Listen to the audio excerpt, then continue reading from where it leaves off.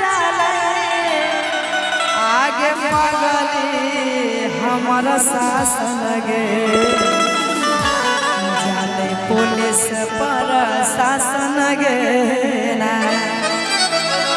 कि हमें सुनबो नहीं आगे छोड़ी के करो भाषण गे जाने पुलिस पर शासन गे।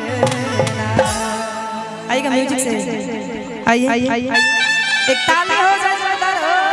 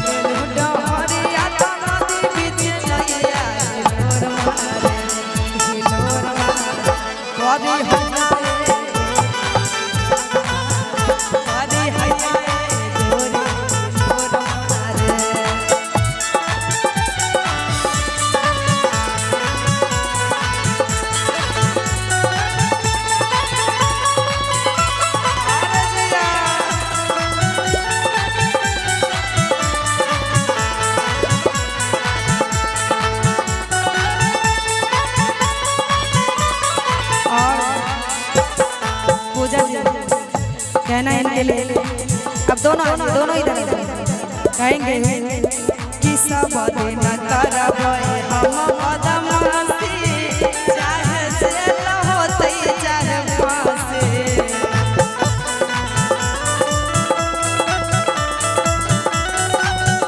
ये सब दिन करब हम बदमाशी चाहे जेल होते चाहे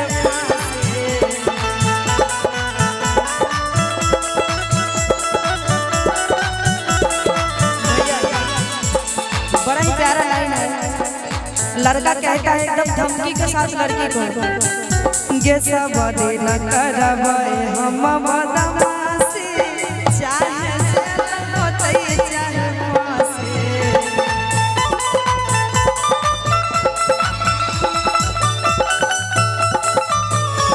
ये पगली नेता विधायक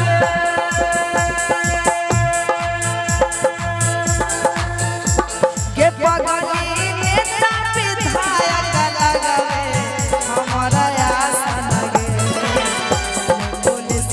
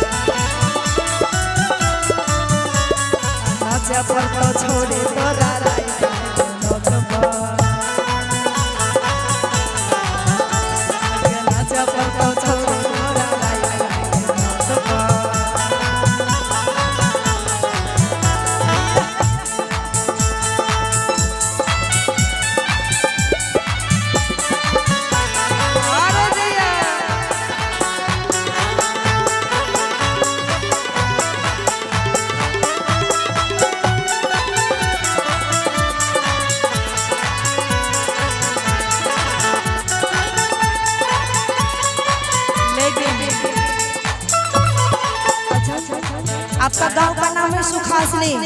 सुखासनी सुखासन कि सुखासन के छोरा जे कर दे तो पीछे सहरसा में हो रही मदर।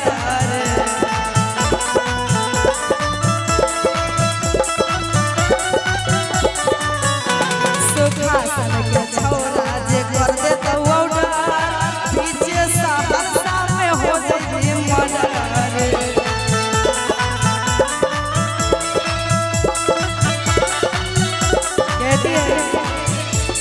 लड़का कहता है लड़की से बड़ा ही प्यारा भाव में एकदम रंगदारी के साथ। अच्छा यहाँ के रंगदार कौन कौन है? सुखासन के रंगदार क्या बात है, एक बार जोरदार ताली हो जानी चाहिए सभी रंगदार के लिए।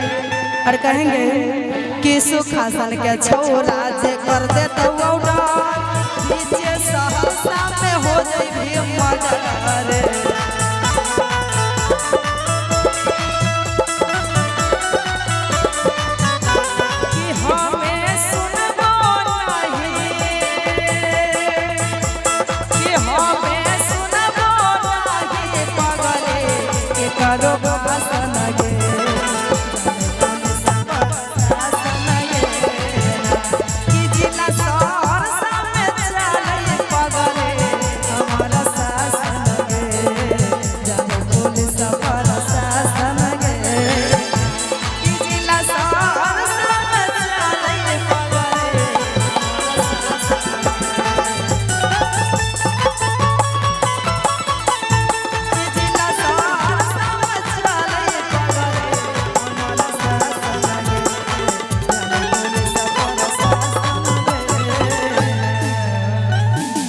जोरदार ताली हो जानी चाहिए, अपने अपने लिए एक बार ताली बजाएं जो जो रंगदार समझते हैं।